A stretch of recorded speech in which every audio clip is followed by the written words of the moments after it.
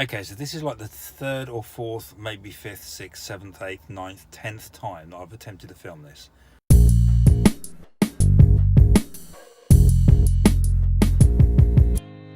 Oh yes, it's the bloody sound. Clippy on mics. I've tried my AirPods, the Rode microphone again. It's all just rubbish. So today I'm going to wander on out to another part of the fens where there are some wind turbines. Why am I doing that? Well, there's some dramatic cloud going on here. Obviously the wind has died down a touch. Didn't really think that through, did I? I could have gone when it was super windy, but there you go. And I thought it would just be cool just to go and look at these big wind turbines, but specifically to take a look at the poetry that you can extract from everyday things that you see. Anyway, I hope you can see me, hope you can hear me, and we're now going to get in the car and I'm already in the car. You can see that, can't you? You've guessed that. I'm going to drive the car up to the place that we need to get to next. Hey, you guys know I'm a planner, right? Yeah, I'm clearly not, as you know. So what am I doing?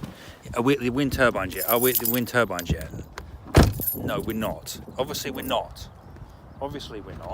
Why would it be at the wind turbines? Where are we? We are here. Where is here?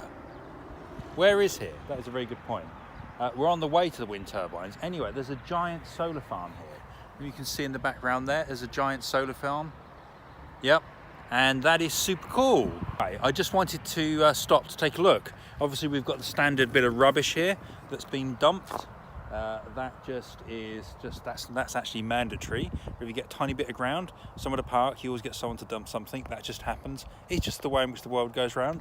But over in the background, you can see that we've got the this big solar farm, which is kind of cool. Here we are. I've got here at last. And look behind me, you can see the fence nice and flat. And if we look over here, look at these things. As you can see, these giant turbines. You can see how they are actually whining at the moment, so you can hear them whizzing around. You can obviously hear the traffic going by. This is actually a really straight bit of road, so you often get lots and lots of traffic whizzing by at high speed. So what can we see here? There's all sorts of stuff to talk about. You've got the majestic side. If you look over here, when you look at them from a distance, they look quite majestic, quite big, quite ponderous walking around. I tell you, you get up close to one of them, they're really bloody big, really big, a little bit scary. I would not want to get near one of those blades. We could actually walk right up to them, but I think we're actually be on private property, so we're not going to do that. But we're going to walk over here. You can see they're really, really big. It's also raining. Why is it raining?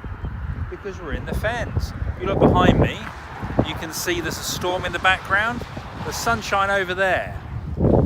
It's everywhere. We've got weather, we've got texture, we've got sound, we've got wind, we've got water, we've got movement. I mean, what is that? I mean, this is good stuff. This is texture. This is where you get poetry. So we're somewhere slightly different now. You can see we're still in the fens, and we're right by, you can see over there, by this dike. I talked about this last time, and it's a bit strange here. It's quite strange and odd, isn't it? If you look behind me, it's on the road here, you can see how straight it is. Yeah. And then you can see over there that there's a dike over there. So here we are in the middle of, well, not quite nowhere, but we're in this by this famous dike called 40-foot bank, and we're here, and we've got speed cameras.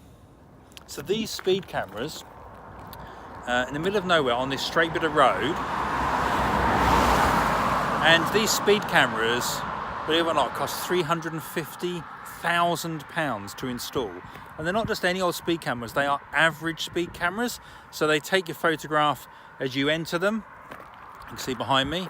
They take your photograph as you enter them, and they There's another one, there's 3 of them, I think, and they take you a photograph as you drive out the other end, and they measure your average speed. If you're doing more than 50 miles an hour on average, then you will get a £100 fine, 3 points on your licence. I believe that's the rate.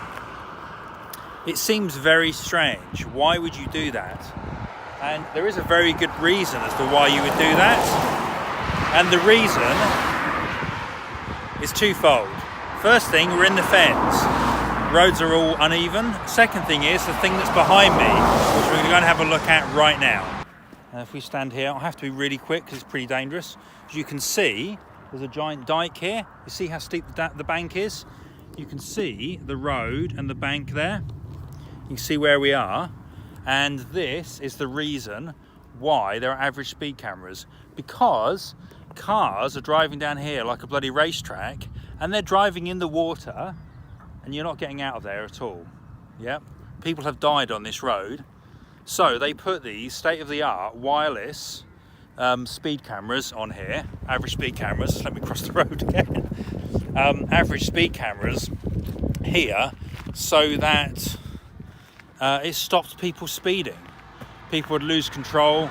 There's literally no edge to the road, as you saw. You are straight in the river, in the dike. Now you may ask, why don't they just put a barrier up there? The reason is because the ground is so unstable. The barrier would just fall in the river, so there's literally no point. So that's why they've done it. So there you go. So £350,000 speed cameras in the middle of nowhere, giant wind turbines, and a giant solar farm. We've got everything here.